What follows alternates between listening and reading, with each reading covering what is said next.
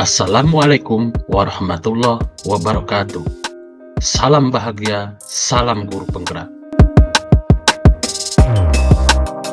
Perkenalkan, saya Asep Mendet, SPD, calon guru penggerak Angkatan 6 dari Kota Banjar, Jawa Barat, dengan fasilitator Ibu Siti Hamidah, SPD, MPD, dan pengajar praktik Ibu Pupu Masito, SPD.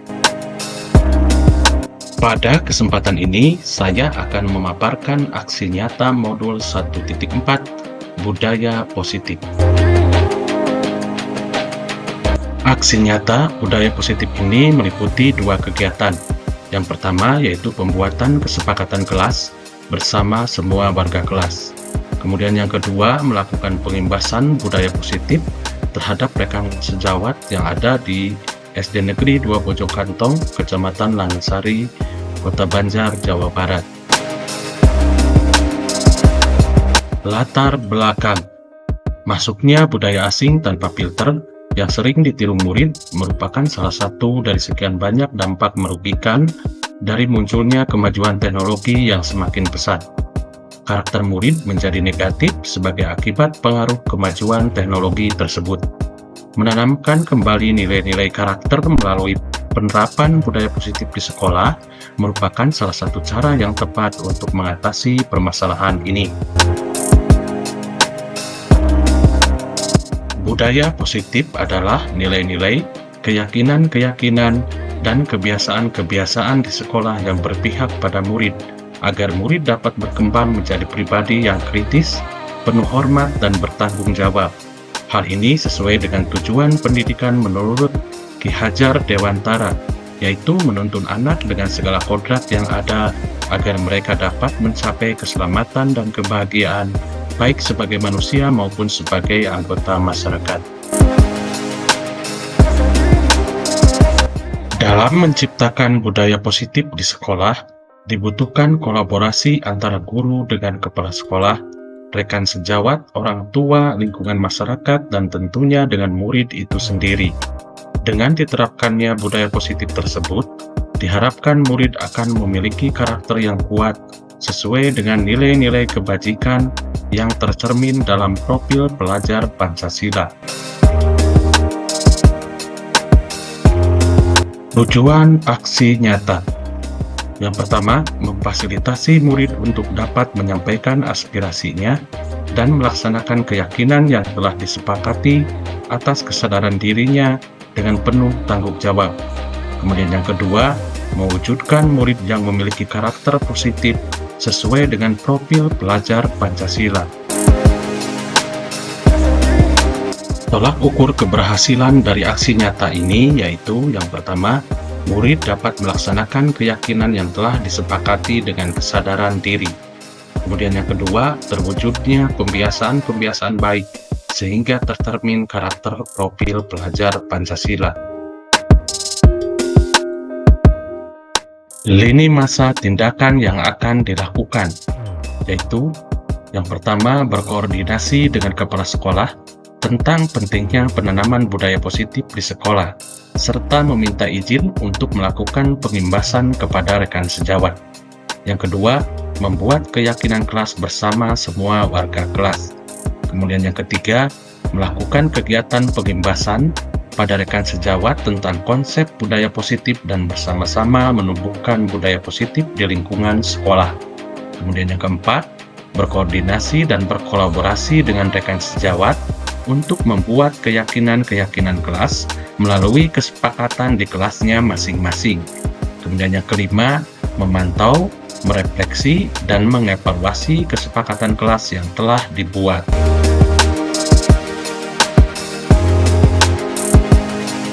Dukungan yang dibutuhkan. Yang pertama yaitu dukungan dari kepala sekolah, rekan sejawat, dan murid agar rencana tindakan yang telah disusun dapat dilaksanakan dengan baik. Kemudian yang kedua, sarana dan prasarana untuk menumbuhkan budaya positif di sekolah. Kemudian yang ketiga, dukungan dari orang tua dalam melakukan budaya positif di rumah. Berikut ini aksi nyata pembuatan kesepakatan kelas bersama semua warga kelas.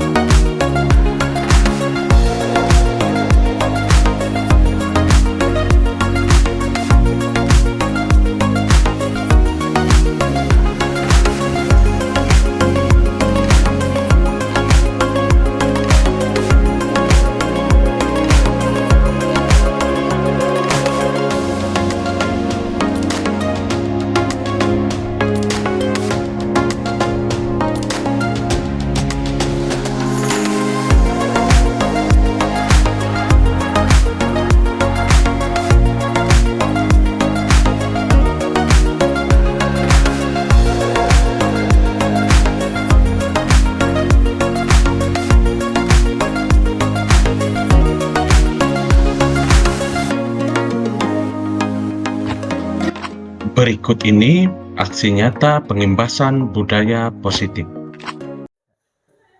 Bismillahirrahmanirrahim. Assalamualaikum warahmatullahi wabarakatuh. Salam bahagia untuk semua rekan di UPTD SD Negeri 2 Bojong Kantong. Ya, terima kasih. Pertama-tama marilah kita panjatkan puji dan syukur kehadirat Ilahi Robbi, yang mana pada kesempatan ini kita masih diberikan kesempatan untuk berkumpul bersama dalam acara pengimbasan modul 1.4 budaya positif yang merupakan kegiatan dari pendidikan guru penggerak angkatan 6. Kemudian yang selanjutnya nanti kita akan membahas apa yang dimaksud dengan budaya positif. Nah, materi budaya positif ini telah dipelajari dan telah dilakukan aksi nyata oleh saya sendiri di kelas khususnya tentang budaya positif. Baik, sebelum dilanjut, apakah rekan-rekan semua sudah tahu apa itu budaya positif? Ini kata-kata yang memang familiar ya didengar, budaya positif. Mungkin teman-teman ada yang bisa berpendapat apa itu budaya positif? Silakan. Ya, positif apa? Ya, pembiasaan, kemudian pembiasaan hal-hal yang baik ya. Begitu juga saya waktu pelatihan, waktu mempelajari modul ini, modul yang memang sangat menyerap energi karena banyak sekali materinya, namun pada pelaksanaannya banyak hal yang menarik yang bisa digali dari materi ini. Berkolaborasi dengan rekan CGP lain, kita lebih memahami lagi apa itu budaya positif. Karena ini merupakan hal yang penting yang perlu kita pelajari dan kita terapkan, diimplementasikan dalam tupoksi kita sebagai seorang pendidik. Baik, kita lanjut. Nah ini ya, jadi marilah kita cermati dulu ya bahwa tujuan pendidikan menurut Ki Hajar Dewantara itu menuntun segala kodrat yang ada pada anak-anak agar mereka dapat mencapai keselamatan dan kebahagiaan yang setinggi-tingginya. Jadi ada kata selamat dan bahagia. Jadi tujuan itu sesuai kodratnya, mengantarkan anak untuk mencapai keselamatan dan kebahagiaan yang setinggi-tingginya, baik sebagai manusia maupun sebagai anggota masyarakat. Nah, pendidik itu posisinya hanya sebagai untuk menuntun tumbuh dan kembangnya kodrat anak ya. Jadi kita hanya bisa memperbaiki lakunya. Inilah tugas dari seorang pendidik, yaitu menuntun. Nah, menuntun ini salah satunya yang bisa kita lakukan tadi yaitu menciptakan budaya positif. Nah, baik kita lihat apa sebenarnya budaya positif itu. Nah ini ya, budaya positif di sekolah, yaitu nilai-nilai dan kebiasaan-kebiasaan di sekolah yang berpihak kepada murid atau peserta didik, ya, sehingga mereka dapat berkembang menjadi pribadi yang kritis, penuh hormat dan bertanggung jawab. Jadi kita berupaya untuk menuntun murid menciptakan suasana agar tercipta kebiasaan-kebiasaan, ya, atau nilai-nilai yang seluruhnya berpihak kepada peserta didik, ya, yang menjadi perantara bahwa siswa tersebut bisa menjadi pribadi yang kritis, selain kritis, penuh hormat dan tentunya bertanggung jawab, ya. Itu adalah inti dari makna dari budaya positif. Nah, budaya positif itu adalah sebuah gambaran umum yang harus kita capai untuk menciptakan sebuah suasana yang bisa mendukung bagi perkembangan anak didik. Nah, budaya positif ini erat kaitannya dengan kegiatan-kegiatan yang bisa dilakukan di sekolah. Ya. Sebelumnya kita pernah mendengar kata disiplin, ya. Kata disiplin, baik kita perhatikan dulu. Nah, ini budaya positif itu adalah perlu menyediakan, sekolah itu menyediakan lingkungan yang positif, aman dan nyaman agar murid-murid mampu berpikir, bertindak dan mencipta dengan merdeka, mandiri dan bertanggung jawab. Arti merdeka di sini bahwa murid itu mampu, ya, tidak bergantung kepada orang lain. Dia mampu menentukan hidupnya sendiri, ya. Jadi dia bisa mandiri artinya. Nah, budaya positif ini sering berhubungan, sering kita kaitkan dengan kata disiplin. Nah, kemudian yang selanjutnya disiplin itu bisa biasanya dikaitkan dengan kontrol. Kontrol di sini berkaitan dengan kontrol guru terhadap murid.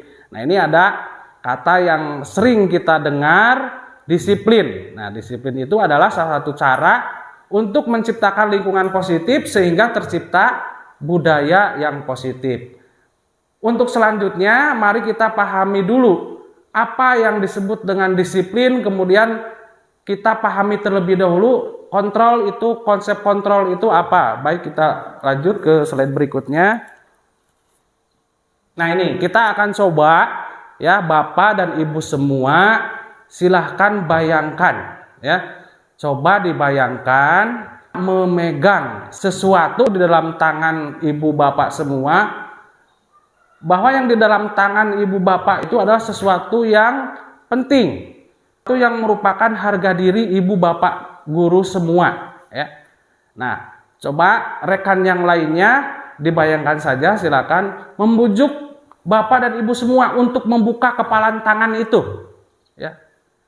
Baik diiming-imingi dengan uang, atau dibujuk, kemudian atau diintimidasi, agar ibu bapak semua membuka kepalan tangan itu.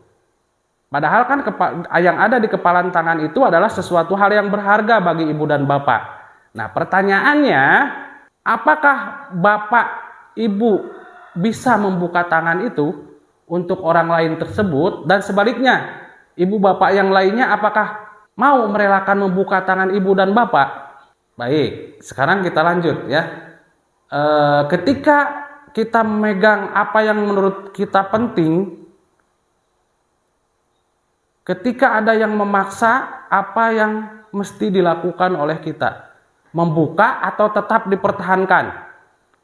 Dipertahankan. Ya. Bu Ana dipertahankan. Yang lain bagaimana? Bagaimana kalau misalkan ada uang 100 juta, buka tangannya, gitu. Ya, oh tetap dipertahankan. Ada yang lain mungkin? Baik, ya. Nah, sesungguhnya yang memegang kontrol, ya, istilahnya ini merujuk kepada pengertian tentang kontrol itu tadi. Baik, kita simak selanjutnya di sini. Nah, jadi tidak ada seorang pun yang bisa mengontrol kita. Kita sendiri yang memegang kontrol atas kepalan tangan kita. Apakah nanti pada akhirnya kita akan membuka atau menutup tangan kita ini, itu bergantung pada diri kita masing-masing, sesuai dengan kebutuhan dasar pada saat itu. Jadi kalau kita sedang memegang sesuatu yang penting, ketika kebutuhan dasar kita memerlukan uang, ya mungkin saja bisa dibuka. Ya. tangannya. Jadi tergantung kebutuhan dasar kita. Tapi tetap yang memerintahkan tangan kita untuk membuka itu adalah kita sendiri. Baik itu ada faktor dari luar atau memang kebutuhan dasar kita. Baik, untuk selanjutnya kita ke slide berikutnya. Nah ini kita harus merubah paradigma ya. Sesuai yang saya pelajari bahwa paradigma yang sering terjadi tentang teori kontrol itu bahwa ilusi. Ibu bapak guru semua tahu nggak apa yang dimaksud dengan ilusi? Ilusi itu sebuah harapan kan, padahal di luar kenyataan. Jadi harapan yang tidak berdasar. Nah, bahwa ilusi guru itu mengontrol murid. Ya, pada dasarnya saya sebelum mempelajari modul ini memang benar kita bisa mengontrol murid. Tapi pada kenyataannya bahwa murid itu tidak bisa dikontrol. Murid itu tidak bisa dikontrol. Itu hanya ilusi semata ya.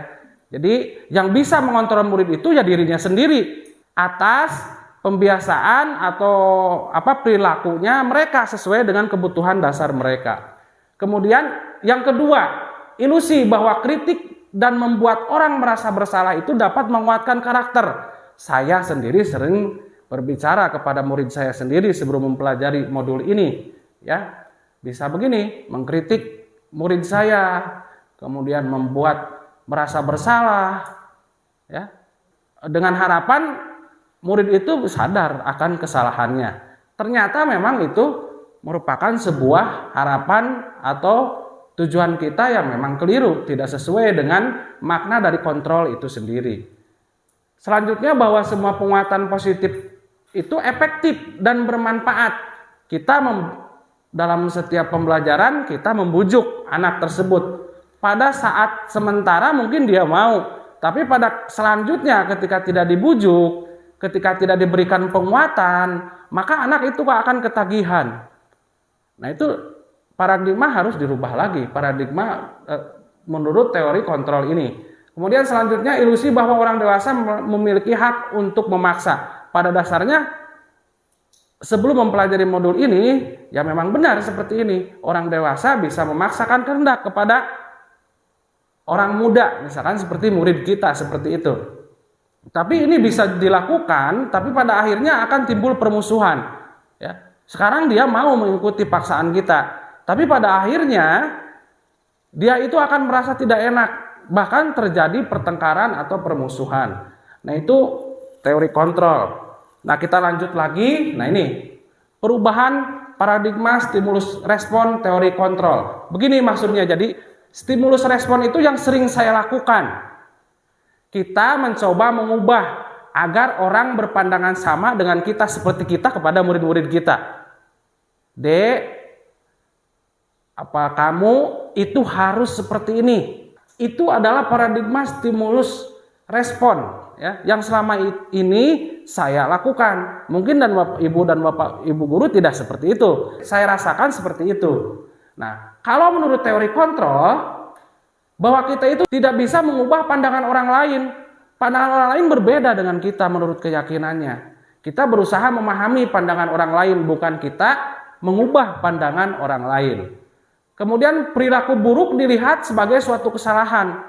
Nah, seperti saya sendiri ketika murid saya memperlihatkan perilaku yang buruk, saya langsung menghakimi. Ya, menghakimi murid tersebut bahwa mereka itu salah. Padahal menurut teori kontrol sebetulnya bahwa semua perilaku itu memiliki tujuan. Contohnya anak misalkan berperilaku buruk di kelas, ada alasannya. Nah, menurut teori kontrol kita mencari penyebabnya. Nah, seperti itu kira-kira perubahan pemikiran kita terhadap kenyataan di lapangan. Kemudian orang lain bisa mengontrol saya. Hanya kalau menurut teori kontrol, hanya Anda yang bisa mengontrol diri Anda. Nah, itu. Kemudian saya bisa mengontrol orang lain. Anda tidak bisa mengontrol orang lain. Sebaliknya dari yang tadi. Nah ini, pemaksaan ada pada saat bujukan gagal. Ketika dibujuk anak, pasti kita memaksa. Itu yang pernah saya lakukan, padahal ini paradigma lama yang mesti kita tinggalkan. Seharusnya kita berkolaborasi dengan anak tersebut dan konsensus. Artinya konsensus itu menciptakan kesepakatan, ya. demi menciptakan pilihan-pilihan baru. Karena pada dasarnya hakikat anak itu kan berbeda, kodratnya sesuai dengan kodratnya masing-masing. Nah, ini dulunya paradigma kita bahwa pemaksaan ada pada saat bujukan gagal. Namun menurut teori kontrol, bekerja samalah, berkolaborasi, membuat kesepakatan, menciptakan pilihan-pilihan baru bagi murid kita. Nah, kemudian paradigma berpikir lama kita, stimulus respon, kita selalu berpikir ada yang menang dan ada yang kalah. Kita menang, dia kalah.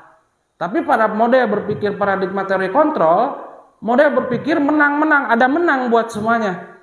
Jadi ada jalan keluar, bisa dibicarakan, kita dapat kemenangan, mereka juga dapat kemenangan. Begitu juga saya sebagai guru menang, murid juga apalagi harus menang. Nah, itu intinya teori kontrol. Baik, kita lanjut ke slide berikutnya. Budaya positif itu berkaitan dengan sebuah keadaan ya yang mengakar, yaitu pembiasaan tadi yang sudah dijawab oleh rekan-rekan, perilaku yang baik. Nah, disiplin itu adalah salah satu unsur pembentuk dari budaya positif tersebut. Nah, ini yang disebut dengan disiplin. Nah, sebelum dilanjut, mungkin Bapak dan Ibu semua sebagaimana kita pahami dari dulu, mungkin di sekolah ini erat dengan kata disiplin. Kita harus menciptakan disiplin murid. Kita harus berusaha mendisiplinkan murid. Mungkin Bapak dan Ibu ada yang mau berpendapat apa sebetulnya disiplin itu?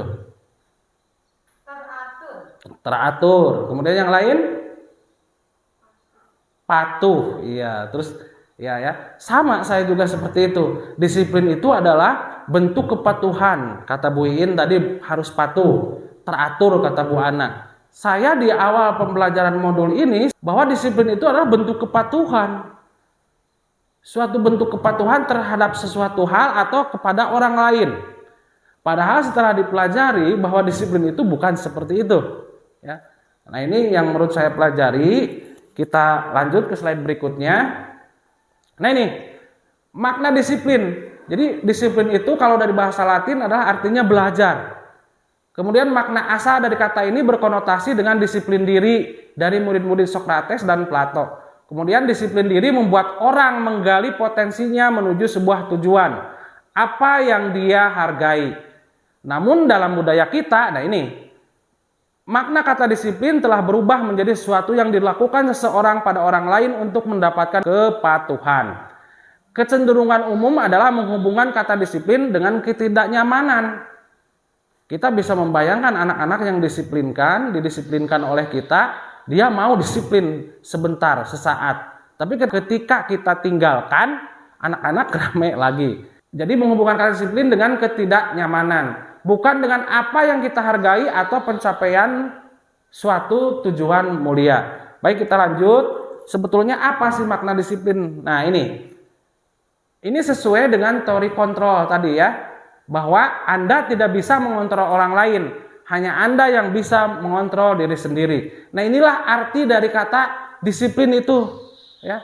Jadi disiplin adalah kemampuan memerintahkan diri sendiri dalam mengontrol dan menguasai diri untuk memilih tindakan yang mengacu pada nilai-nilai yang kita hargai dengan penuh tanggung jawab tanpa terperintah orang lain. Artinya bahwa disiplin itu mencerminkan proses belajar atau perilaku dari seseorang yang mampu memerintah diri sendiri dan tanpa terperintah orang lain. Jadi kalau dia sudah mampu memerintah diri sendiri terhadap apa yang mereka percayai, yaitu nilai-nilai yang dihargai dengan penuh tanggung jawab tanpa terperintah. Nah, itu. Jadi artinya mereka bisa menguasai diri. Apa yang mesti mereka lakukan, apa yang mesti mereka laksanakan sesuai dengan nilai-nilai yang mereka percayai. Nah, kita lanjut, nilai-nilai itu apa? Nah, ini maksud dari nilai-nilai yang kita hargai ini adalah nilai-nilai kebajikan. Jadi nilai atau sifat-sifat positif manusia yang merupakan tujuan mulia yang ingin dicapai setiap individu. Nah, nilai-nilai kebajikan yang ingin dicapai oleh setiap anak Indonesia itu kita kenal dengan profil pelajar Pancasila. Yaitu yang pertama, beriman, bertakwa kepada Tuhan Yang Maha Esa dan berakhlak mulia. Kemudian mandiri, bernalar kritis, berkebinekaan global, bergotong royong, dan kreatif. Jadi kata disiplin itu sebetulnya adalah kemampuan pribadi atau individu untuk mengelola dirinya sendiri, memerintah dirinya sendiri tanpa terperintah orang lain. Nah, yang jadi pertanyaan saya dan semua rekan-rekan saya, bagaimana menciptakan disiplin pada diri anak? Nah, itu yang akan kita jelaskan selanjutnya. Upaya apa yang bisa kita lakukan untuk menciptakan disiplin tersebut? Setelah kita memahami bahwa kata disiplin itu adalah bukan bentuk kepatuhan. Bahwa disiplin diri itu adalah kemampuan mengelola individu diri sendiri untuk melakukan sesuatu berdasarkan nilai-nilai keyakinan yang diyakini. Nilai-nilainya ini, yaitu sifat-sifat positif manusia yang merupakan tujuan mulia yang ingin dicapai setiap individu. Baik, kita lanjut ke slide berikutnya. Nah, bahwa tadi dijelaskan menurut teori kontrol, kita melakukan sesuatu itu memiliki tujuan. Nah, manusia berperilaku atau murid kita bisa berperilaku itu karena semuanya memiliki tujuan. Ini yang disebut dengan teori motivasi perilaku manusia. Yang pertama, untuk menghindari ketidaknyamanan atau hukuman. Apa yang akan terjadi apabila saya tidak melakukannya? Nah, itu motivasi perilaku manusia ada yang seperti itu. Yang pertama, untuk menghindari ketidaknyamanan atau hukuman. Nah, ini merupakan motivasi eksternal, bukan datang dari dirinya sendiri. Karena pengaruh dari luar untuk menghindari ketidaknyamanan. Kemudian yang kedua, untuk mendapatkan imbalan dari orang lain atau dari lembaga. Apa yang akan saya dapatkan apabila saya melakukannya? Nah, ini masih termasuk motivasi eksternal. Motivasi yang datangnya dari luar, bukan dari dalam diri sendiri. Nah, yang ketiga adalah motivasi untuk menghargai diri sendiri. Saya akan menjadi orang yang seperti apa apabila saya melakukannya. Nah, ini motivasi perilaku manusia itu jadi ada 3. Yang pertama, untuk menghindari ketidaknyamanan atau hukuman. Yang kedua, untuk mendapatkan imbalan. Nah, kemudian yang ketiga, untuk menghargai dirinya sendiri. Nah, ini yang disebut motivasi internal yang merupakan tujuan dari disiplin positif itu sendiri. Jadi tujuan yang kita lakukan untuk menciptakan disiplin positif itu adalah bagaimana membuat suasana murid kita untuk bisa menghargai dirinya sendiri. Itu yang disebut dengan teori motivasi perilaku manusia. Baik, kita lanjut ke materi berikutnya. Nah, ini sesuai dengan teori kontrol tadi yang di awal dijelaskan, bahwa kebutuhan kita ternyata berbeda. Jadi tidak bisa disamakan kebutuhan kita dengan orang lain. Tiap individu berbeda kebutuhannya. Ya, kita berusaha memahami pandangan orang lain tentang dunia. Bukan arti kita harus menyamakan persepsi kita dengan orang lain. Atau orang lain harus berpandangan sama dengan kita. Nah, setiap orang memiliki gambaran yang berbeda. Pada dasarnya ini akan tertuju pada kebutuhan dasar manusia itu sendiri. Yang pertama, survival. Jadi ini kebutuhan untuk bertahan atau kebutuhan untuk bertahan hidup. Kemudian yang kedua, cinta kasih atau diterima. Kemudian kesenangan, kebebasan ataupun penguasaan. Baik, mari kita lihat jika terjadi ada pada anak didik kita. Ini adalah sebuah kasus, ya. Contohnya seperti ini.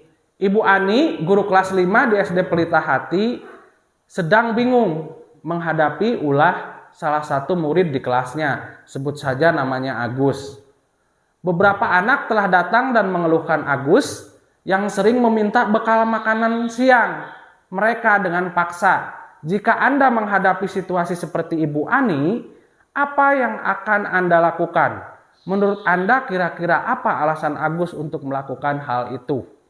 Nah, ini terkait dengan kebutuhan dasar murid yang namanya Agus itu. Baik, kita rinci, ya, kita rinci. Apa yang mesti kita lakukan? Nah, dalam konteks penerapan disiplin positif, ketika kita mau menerapkan disiplin positif, maka yang harus kita lakukan adalah bukan menghukumnya, bukan memberikan hukuman atas apa yang tadi dilakukan Agus yang mengganggu atau mengambil makanan teman-temannya.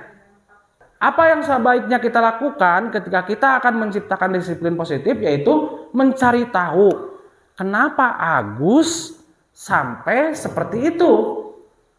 Nah, itu kita sudah melakukan langkah-langkah untuk mendisiplinkan anak.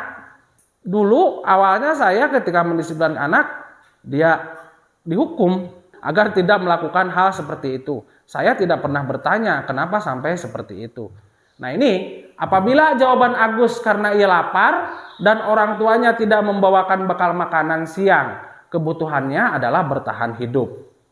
Nah, kemudian apabila jawaban Agus karena ia senang temannya jadi memperhatikan dia, kebutuhannya adalah cinta dan kasih sayang. Artinya apa sebagai guru yang mesti kita lakukan? Ya mungkin kita tidak care pada murid tersebut. Saya pernah ada pengalaman kelas 4 sekarang. Ada satu siswa saya yang sering memang tidak saya perhatikan. Tapi ketika saya lebih dekat dengannya, ketika saya memperhatikan dirinya, muncul potensi yang saya tidak perkirakan sebelumnya. Murid tersebut sangat kreatif ternyata. Ketika diperhatikan, dia berbicara, "Pak, saya mau buat ini. Pak, saya mau buat ini." Nah, itu adalah perhatian, itu memang penting kita lakukan terhadap seorang anak. Nah, ini dengan alasan Agus ini tadi berarti dia senang temannya jadi memperhatikan dia, berarti dia butuh cinta dan kasih sayang dari kita sebagai seorang pendidik. Nah, apabila jawaban Agus adalah dia merasa hebat karena temannya jadi takut dan menuruti keinginannya, kebutuhannya adalah penguasaan, pengakuan atas kemampuan. Mungkin saya sebagai guru pada saat dia melakukan kebaikan tidak ada pengakuan dari seorang guru, kita cuek. Nah, seperti itu kira-kira yang penyebab apakah Agus itu kenapa jadi seperti itu. Kemudian apabila jawaban Agus karena dia merasa bosan dengan bekal yang dibawakan ibunya karena selalu membawakan bekal yang sama, kebutuhannya adalah kebebasan, kebutuhan akan pilihan. Nah, apa yang mesti kita lakukan sebagai guru? Mungkin bisa berbicara dengan orang tua murid untuk bekal makanannya supaya bisa diganti-ganti. Nah, bagaimana keadaannya kalau memang tidak mampu untuk mewujudkan itu? Ya, mungkin bisa kita dengan teman-temannya nanti bisa bertukar di kelas. Nah, itu seperti itu. Nah, ini. Kemudian selanjutnya apabila jawaban Agus adalah karena iseng saja dan dia menikmati ekspresi wajah temannya yang kesal karena diambil makanannya, kebutuhannya adalah kesenangan. Nah, mungkin saya waktu di kelas, waktu mengajar terlalu serius, tidak menciptakan suasana yang menyenangkan. Nah, seperti itu. Nah, ini beberapa yang bisa kita lakukan ketika muncul permasalahan di murid, ya. Maka ketika kita beritikad atau berupaya menciptakan disiplin positif, maka yang harus dilakukan bukan menghukumnya, tapi bertanya, mencari tahu terhadap murid tersebut. Baik, kita lanjut ke slide berikutnya. Nah, ini yang kita jelaskan tadi tentang kontrol. Artinya ada beberapa posisi yang sering kita lakukan sebagai guru. Terus terang saja, saya kadang menjadi teman bagi murid. Kadang ini, seseringnya ini membuat merasa bersalah, penghukum. Seseringnya ini pemantau juga kadang. Saya belum sampai pada manajer. Ketika ini yang pertama penghukum, itu sering saya lakukan. Bukan artian dalam hukuman fisik, tapi ketika siswa misalkan mencontek atau merusak properti di kelas, maka saya memberikan hukuman. Itu seperti itu. Kemudian pembuat merasa bersalah. Jadi anak itu ditekan terus bahwa mereka yang salah.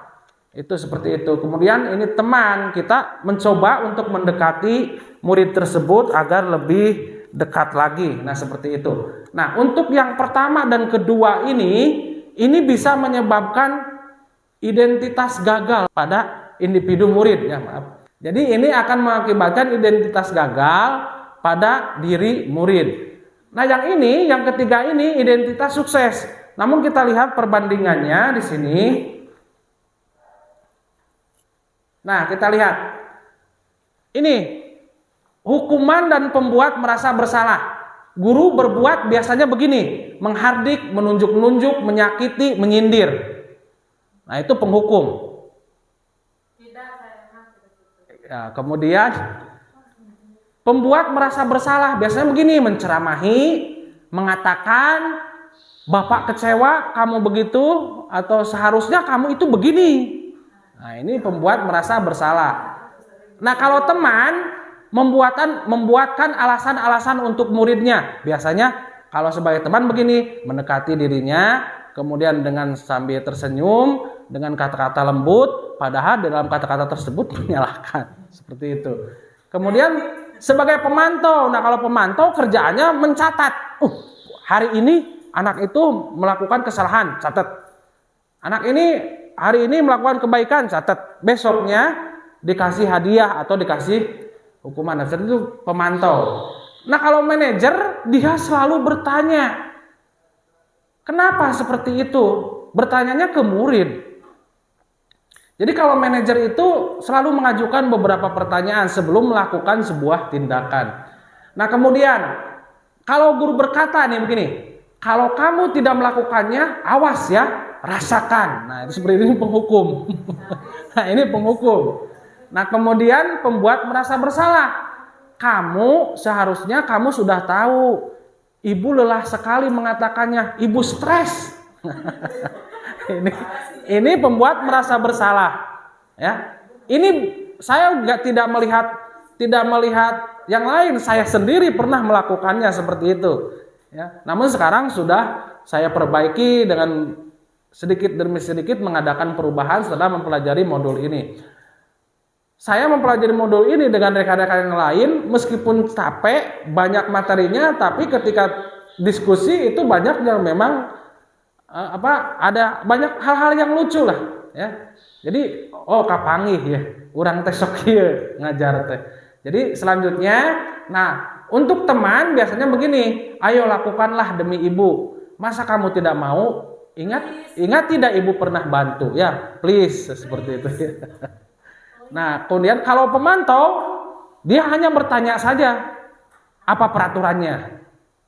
Lamun ucuk datang siang, apa peraturannya? Nah, cuman seperti itu saja, tidak sampai menghukum. Nah, kemudian kalau manajer, dia bertanya, apa yang kita yakini? Apa yang bisa kau kerjakan untuk memperbaiki masalah ini? Jadi bukan menurut guru, besok kamu harus datang harus berangkat jam segini dari rumah sehingga bisa datang. Tapi sebagai manajer kita bertanya kepada anak, apa yang mesti dilakukan supaya tidak kesiangan lagi. Nah, seperti itu. Nah, hasilnya anak yang diberi hukuman itu hasilnya biasanya memberontak, menyalahkan orang lain, berbohong. Itu akibat pada murid kalau kita sering memberikan hukuman. Nah, kemudian kalau pembuat merasa bersalah, menyembunyikan, menyangkal, berbohong, atau bahkan bisa harga dirinya merasa tidak berarti, itu seperti itu ya. Nah, kalau teman ini jadi ketergantungan. Kalau tidak didekati, tidak dibaik-baikin, dia tidak mau. Ya, nggak mau nulis. Jadi mesti disayang terus seperti itu. Nah, kemudian kalau pemantau, dia menyesuaikan diri. Kalau pemantau, dia akan menyesuaikan diri bila ada kita. Kalau tidak ada kita, raceng lagi gitu ya, seperti itu. Kemudian kalau manajer, pasti dia akan menguatkan pribadinya untuk melakukan hal-hal yang baik. Nah, kaitannya dengan dunia berkualitas, ibu dan bapak guru semua, tahu nggak dunia berkualitas menurut ibu bapak seperti apa? Dunia yang berkualitas. Bu Siti mungkin? Apakah mau dunia kita berkualitas? Ya mau ya. Dunia berkualitas itu ketika hal-hal yang kita sukai atau orang-orang yang kita sukai berada di lingkungan kita atau di dekat kita. Bisa sesuatu hal atau orang-orang yang kita sukai ada bersama kita. Nah, itu namanya dunia berkualitas. Ini, kalau penghukum, murid itu selalu meletakkan guru di luar dunia berkualitas. Jadi tidak berarti guru itu bagi dia. Kemudian murid meletakkan guru di dalam dunia berkualitas. Nah, ini pembuat merasa bersalah karena keterpaksaan dia meletakkan guru di dalam dunia berkualitas. Nah, kemudian kalau dalam sebagai teman kaitannya dengan dunia berkualitas, murid meletakkan guru sebagai orang yang sangat penting di dunia yang berkualitas. Nah, kemudian sebagai pemantau, murid meletakkan guru, peraturan dan hukum di dunia berkualitas. Nah, kalau posisi kontrol kita sebagai manajer, maka murid akan meletakkan dirinya sebagai individu yang positif dalam dunia yang berkualitas. Nah, kemudian apa yang akan dikatakan murid ketika kita sering menghukumnya? Biarkan saja, nanti juga marah-marah lagi. Nah, seperti itu yang akan dikatakan murid. Kemudian pembuat merasa bersalah, pasti kalau disalahkan oleh kita, anak-anak pasti meminta maaf. Maafkan saya Bu, maafkan saya Pak. Nah, seperti itu. Nah, kemudian kalau teman, saya pikir Bapak Ibu teman saya. Ternyata begitu. Nah, ketika kita tidak mendekatinya lagi, dia menganggap bukan teman lagi. Nah, kemudian sebagai pemantau, pasti ini mah menghitung apa yang didapat, apa yang tidak didapat. Nah, dengan harapan nanti bisa dapat sebuah imbalan. Nah, kalau posisi manajer, murid akan berkata bagaimana caranya saya bisa memperbaiki keadaan. Nah, dampaknya bagi murid, pasti kalau dihukum, pasti akan mengulangi kesalahannya lagi. Selama di luar pengawasan kita. Kemudian kalau kontrol kita pembuat merasa bersalah, murid akan merasa rendah diri. Nah, kalau sebagai teman, murid akan lemah. Karena harus selalu ada temannya. Tidak mandiri, jadi sangat tergantung. Nah, kemudian untuk pemantau itu menitik beratkan pada sanksi atau hadiah untuk dirinya. Jadi berharap melakukan sesuatu itu karena hadiah.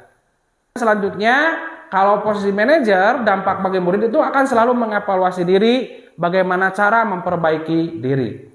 Baik, kita lanjut ke slide berikutnya.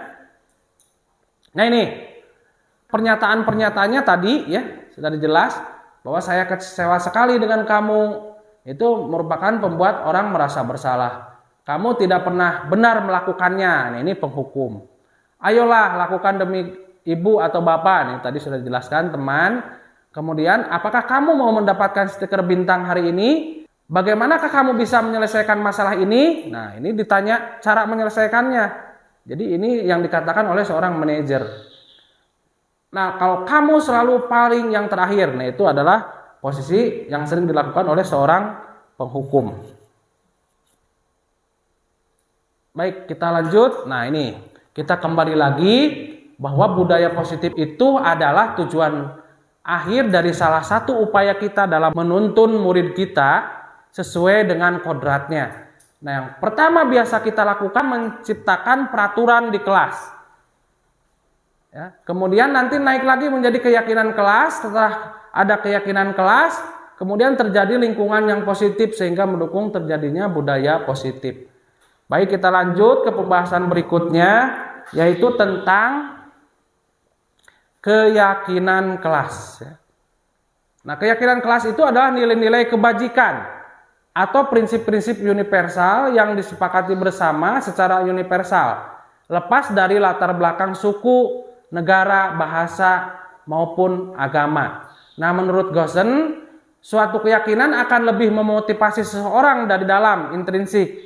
Seseorang akan lebih bersemangat untuk menjalankan keyakinannya daripada hanya sekedar mengikuti serangkaian peraturan. Bapak dan Ibu semua, apa yang kita lakukan tentang peraturan yang ada di sekolah ini? Nah, ini berkaitan dengan keyakinan kelas. saya sudah mempraktekkan hal ini ketika mempelajari modul ini, yaitu tentang keyakinan kelas. Jadi keyakinan kelas itu adalah nilai-nilai kebajikan yang tadi dijelaskan. Contohnya biar jelas kita lihat pada slide berikutnya. Perhatikan di sini. Ini peraturan, selalu mengembalikan buku ke tempatnya. Nah, ini peraturan. Kalau keyakinan kelas, nilai kebajikan itu tanggung jawab. Jadi nanti yang bisa ditulis di kesepakatan kelas itu sebaiknya jangan menulis peraturan, karena tadi sudah dijelaskan bahwa anak akan termotivasi ketika melakukan keyakinan daripada sebuah peraturan. Jadi biarkan saja nanti pada waktu pembentukan keyakinan kelas anak menuliskan selalu kembalikan buku ke tempatnya, namun kita memberikan penjelasan bahwa kegiatan atau perilaku tersebut adalah nama keyakinannya, ini tanggung jawab. Nah, kemudian dilarang mengganggu orang lain. Nah, nilai kebajikannya itu menghormati orang lain dan diri sendiri, menghormati orang lain. Nah, kemudian ini hadir di sekolah 15 menit sebelum pembelajaran dimulai. Ini artinya komitmen, berkomitmen. Nah, ini jadi nanti yang dipasang untuk kesepakatan kelas itu adalah nilai-nilai keyakinannya, bukan peraturannya.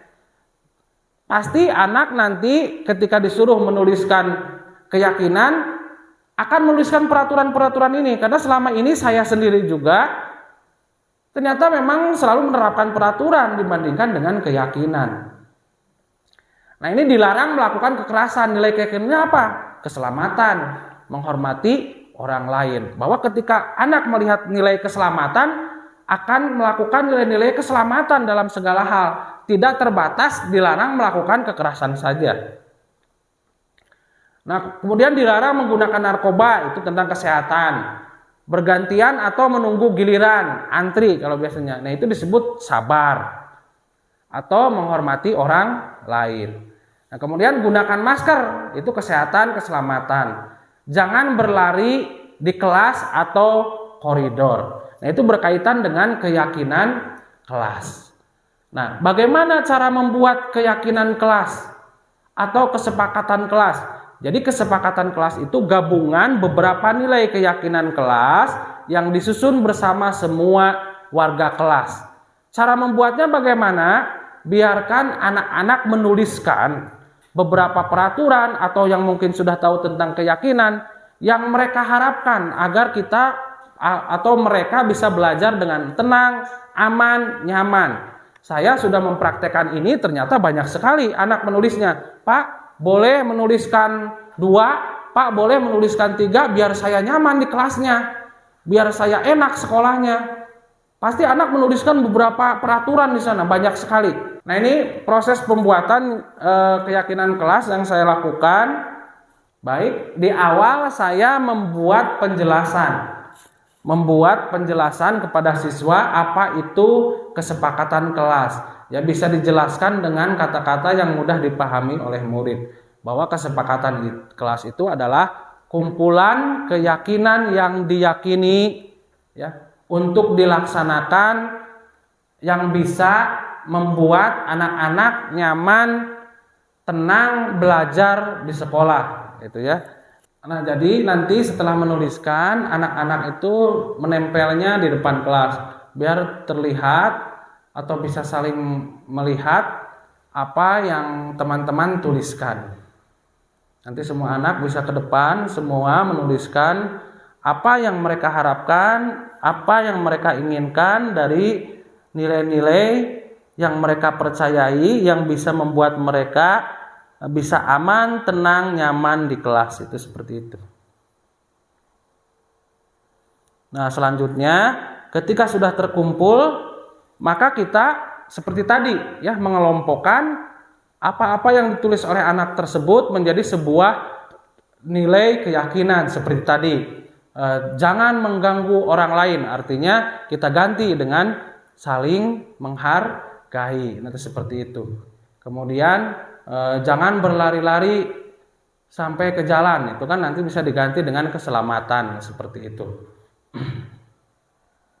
Baik, kita lanjut. Itu tentang keyakinan kelas dan pengalaman saya dalam membuat keyakinan kelas. Nah, ini merupakan proses awal dari proses kita untuk mewujudkan disiplin positif sehingga nanti terbentuk yang namanya budaya positif di sekolah. Nah, selanjutnya, nah ini ketika masih muncul permasalahan atau anak-anak yang melanggar kebiasaan baik atau timbul murid-murid yang bermasalah, maka kita harus melakukan segitiga restitusi. Restitusi itu artinya proses menciptakan kondisi bagi murid untuk memperbaiki kesalahan mereka sehingga mereka bisa kembali pada kelompok mereka dengan karakter yang lebih kuat. Nah, dengan restitusi ini guru dapat membantu murid menjadi lebih memiliki tujuan, disiplin positif, serta memulihkan dirinya setelah berbuat salah. Kemudian membantu murid untuk jujur pada diri sendiri dan mengevaluasi dampak dari kesalahan yang dilakukan. Yang selanjutnya, memberikan penawaran bukan pemaksaan. Nah, bagaimana caranya melakukan segitiga restitusi? Baik, nah ini segitiga restitusi disebut segitiga karena ada 3 sisi yang merupakan langkah-langkah dari segitiga restitusi. Yang pertama ini menstabilkan identitas, kemudian validasi tindakan yang salah, dan di akhir kita bisa menanyakan keyakinan. Nah, bagaimana prosesnya? Seperti apa pertanyaan-pertanyaan kita ketika melakukan segitiga restitusi ini? Saya ulangi lagi, kenapa melakukan segitiga restitusi? Itu untuk mengatasi anak yang melakukan kesalahan atau melanggar hal-hal kebajikan yang telah disepakati, yang bisa disebut dengan kesepakatan kelas. Ini bisa saja langsung dilakukan proses segitiga restitusi ini ketika anak sudah memang terlalu sering. Maka bisa dilakukan kegiatan segitiga restitusi ini dengan menjalankan 3 tahapan tadi, 3 tahapan sisi sesuai pada sisi segitiga. Nah, ini yang pertama, menstabilkan identitas. Biasanya dulu saya ketika anak yang berbuat salah langsung dihakimi. Ya, kamu itu salah, jangan seperti itu lagi. Jadi terus saya yang berbicara, anak yang diam. Tapi yang harus dilakukan, kita harus berupaya. Saya juga berupaya. Mudah-mudahan ini bisa memberikan pencerahan bagi kita semua bahwa ketika ada anak yang salah itu, yang pertama kita stabilkan dulu identitasnya. Berbuat salah itu tidak apa-apa, tapi bukan arti melegalkan berbuat salah. Pancing dia dulu supaya tenang bahwa dia itu stabil identitasnya. Kemudian tidak ada manusia yang sempurna, pasti salah. Yang pertama ketika kita murid bertemu dengan murid yang berbuat salah tersebut, pastikan kita melakukan seperti ini. Yang pertama, stabilkan dulu identitasnya.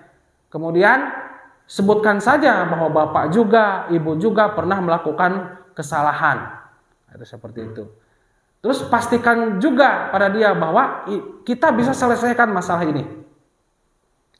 Kemudian jelaskan juga bahwa saya, bapak dan ibu guru tidak mencari siapa yang salah. Bapak ingin mencari solusi dari permasalahan ini. Jadi anak itu supaya stabil dulu, tidak takut, dia merasa tenang dulu, supaya fokus terhadap apa yang akan dilakukannya. Kemudian kamu berhak merasa begitu, beri kestabilan pada kondisi anak tersebut. Nah, ketika sudah menstabilkan identitasnya, apa yang mesti kita lakukan? Nah ini, validasi tindakan yang salahnya. Pancing dengan hal-hal seperti ini, padahal kamu bisa melakukan yang lebih buruk dari ini ya. Kamu pasti punya alasan mengapa melakukan hal itu. Kamu patut bangga pada dirimu sendiri karena kamu telah melindungi sesuatu yang penting buatmu. Kan ada anak biasanya yang suka ngamuk karena dia karena melindungi sesuatu barang yang berharga untuk dirinya. Nah, jadi bisa dalam validasi tindakan yang salah ini bisa ditanyakan. Kenapa bisa seperti itu? Nah, ini itu contohnya seperti itu. Kemudian apa selanjutnya yang kita lakukan? Yaitu menanyakan keyakinan. Kita kembalikan lagi kepada kesepakatan kelas yang telah kita buat. Apa yang kita percaya sebagai kelas atau keluarga? Apa nilai-nilai umum yang kita telah sepakati? Apa bayangan kita tentang kelas yang ideal? Atau kamu mau jadi orang yang seperti apa? Itulah langkah atau 3 tahapan yang mesti kita lakukan ketika ada anak yang melanggar kesepakatan atau nilai-nilai kebajikan yang telah disepakati. Nah, ini ada contoh yang telah saya lakukan. Selamat siang, Jija. Siang, Pak. Bagaimana kabar hari ini? Baik. Alhamdulillah. Ya, Jija, tahu tidak alasannya kenapa Jija dipanggil sama Pak Asep di sini? Tidak tahu. Oh, tidak tahu. Ya, jadi begini. Tadi Pak Asep melihat Jija di kelas waktu ulangan. Jija melihat jawaban temannya, ya, jawaban Irma. Betul nggak? Betul. Iya, betul. Artinya Jija itu apa? Mencontoh. Oh, mencontek ya. Ya. Jadi sekarang Bapak tanya, mencontek itu perbuatan baik atau tidak baik? Tidak baik. Oh, tidak baik ya, tidak baik. Baik, mencontek itu adalah sebuah kesalahan. Ya. Jadi semua orang juga pernah melakukan kesalahan, termasuk Bapak juga pernah melakukan kesalahan. Jija juga melakukan kesalahan seperti tadi mencontek ya. Nah, sekarang Bapak bukan mau mencari siapa yang salah, ya, tapi Bapak mau membantu Jija mengatasi permasalahan Jija, ya, yang mencontek tadi. Nah, sekarang sebelum dilanjutkan, coba cerita dulu deh, kenapa Jija sampai, alasannya kenapa Jija sampai mencontek? Tadi malam tidak belajar. Tidak belajar. Nah, kenapa tidak belajar? Main HP. Oh, main HP, iya main HP ya. Betul, main HP ya, sampai malam ya. Jadi dengan main HP, Jija tidak belajar, akhirnya tidak bisa mengerjakan soal kan. Jadi melihat temannya, jawaban temannya. Nah, Jija masih paham nggak apa keyakinan kelas kita yang waktu dulu kita buat waktu di awal masuk kelas? Tahu. Apa? Jujur. Jujur. Nah, jujur itu penting nggak bagi kita? Penting. Penting ya. Baik nggak bagi kita nilai kejujuran itu? Baik. Nah, baik. Nah, sekarang Bapak tanya sama Jija, apa kira-kira yang perlu kita lakukan agar Jija tidak mencontek kembali? Karena mencontek itu perbuatan yang tidak jujur, nah, ya.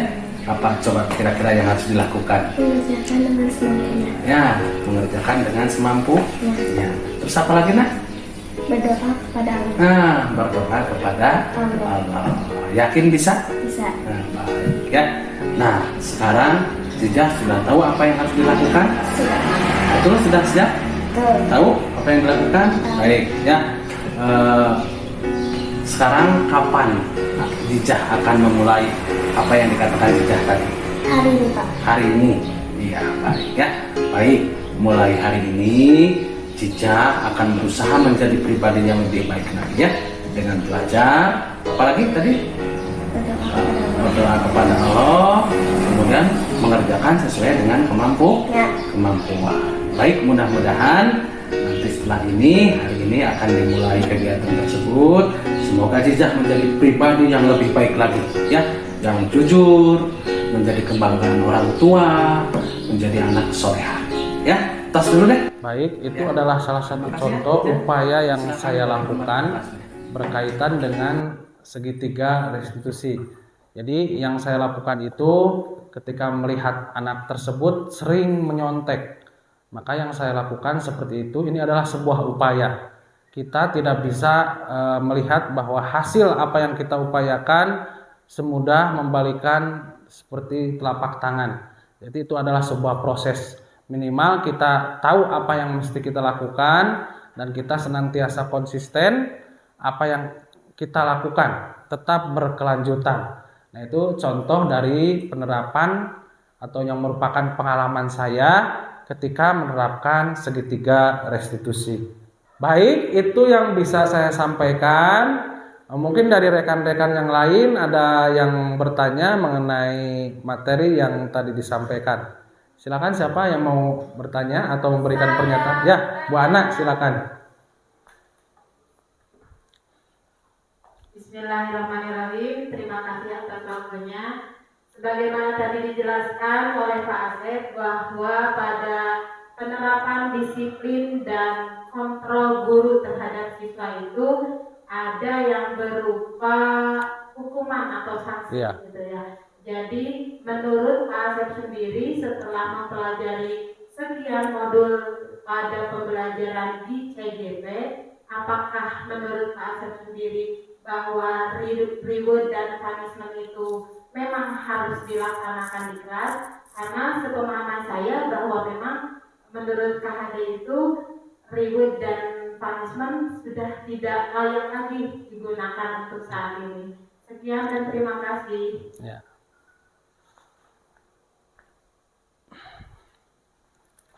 Baik, terima kasih Bu Ana. Pertanyaan yang sangat menarik ya, berkaitan dengan penggunaan hukuman dan imbalan atau reward dan punishment. Nah, ini menurut Bu Ana tadi bahwa memang untuk reward dan punishment itu sudah tidak sesuai lagi dengan pemikiran pendidik atau filosofis pendidikan dari Ki Hajar Dewantara. Ya memang betul seperti itu. Jadi sesuai dengan apa yang saya pelajari sebelum saya mempelajari modul ini, saya selalu menerapkan seperti itu.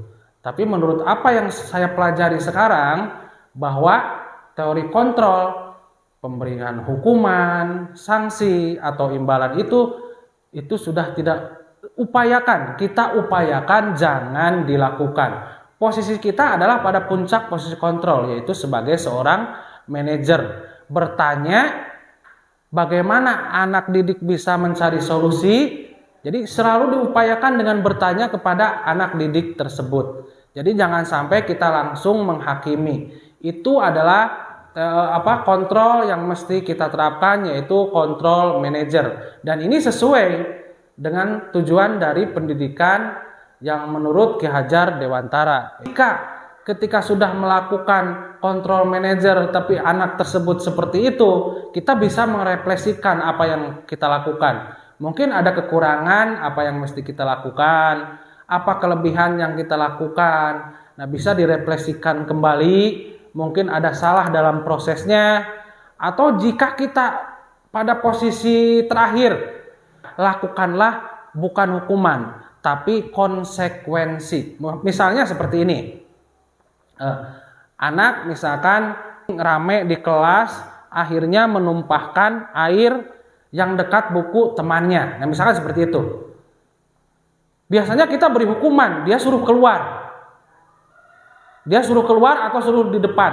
Nah, dengan konsekuensi, lakukan, bicarakan dengan dia atau dengan teman-temannya itu yang bukunya tadi ditumpahi air tersebut, bicarakan supaya anak tersebut mengganti buku tersebut. Jadi itu namanya konsekuensi, bukan hukuman. Sesuai apa yang dia lakukan. Jadi dia bertanggung jawab untuk mengganti bukunya. Sebagian bukunya yang kena air tumpahan tersebut. Nah, itu yang disebut konsekuensi. Kalau hukuman, apa yang dilakukan dengan apa respon kita yang lakukan itu berbeda.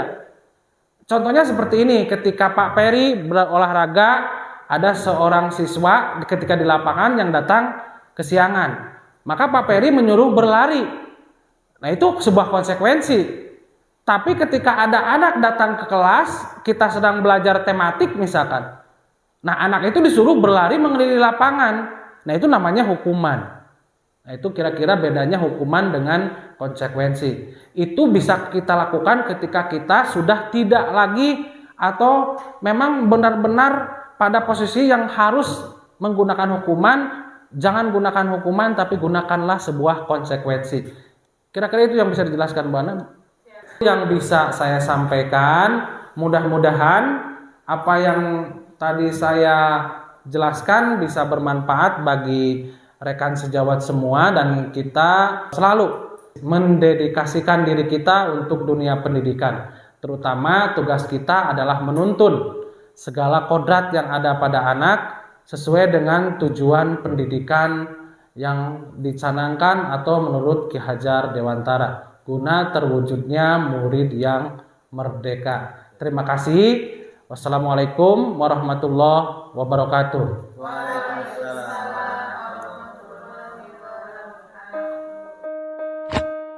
Berikut ini tanggapan dari rekan sejawat. Assalamualaikum warahmatullahi wabarakatuh. Perkenalkan, nama saya Siti Nur Latifah, guru kelas 5 UPTD SDN 2 Bojong Kantong, teman sejawat dari Pak Asep DSPD.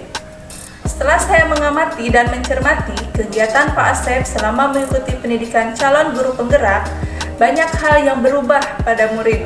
Di antaranya, murid menjadi lebih disiplin, sadar dengan sendirinya akan kewajiban sebagai murid di kelas maupun di sekolah, lebih giat dalam belajar serta lebih bertanggung jawab. Hal itu terwujud karena Pak Asep bersama muridnya menerapkan nilai-nilai kebajikan yang telah disepakatinya, sehingga disiplin positif tercipta, pada akhirnya bisa mewujudkan budaya positif di sekolah. Saya sangat terinspirasi dengan upaya perubahan positif yang Pak Asep lakukan. Ini merupakan paradigma baru dalam dunia pendidikan. Demikian yang dapat saya sampaikan. Wassalamualaikum warahmatullahi wabarakatuh. Berikut ini tanggapan dari murid. Assalamualaikum warahmatullahi wabarakatuh. Perkenalkan, nama saya Hasna Sani Gusliana, murid kelas 4 SD, SDN 2 Bojong Kantong. Selama ini Pak Asep telah mengajarkan nilai-nilai kebajikan. Saya bersama teman-teman serta Pak Asep di kelas telah membuat kesepakatan kelas berdasarkan nilai-nilai kebajikan yang telah disepakati bersama. Saya merasa senang membuat kesepakatan kelas ini karena saya dan teman-teman bisa belajar dengan nyaman, aman, dan tentunya bahagia. Terima kasih. Wassalamualaikum warahmatullahi wabarakatuh.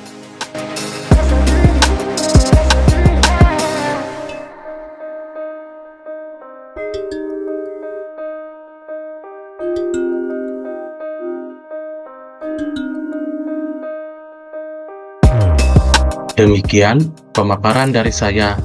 Salam bahagia, salam guru penggerak. Assalamualaikum warahmatullahi wabarakatuh.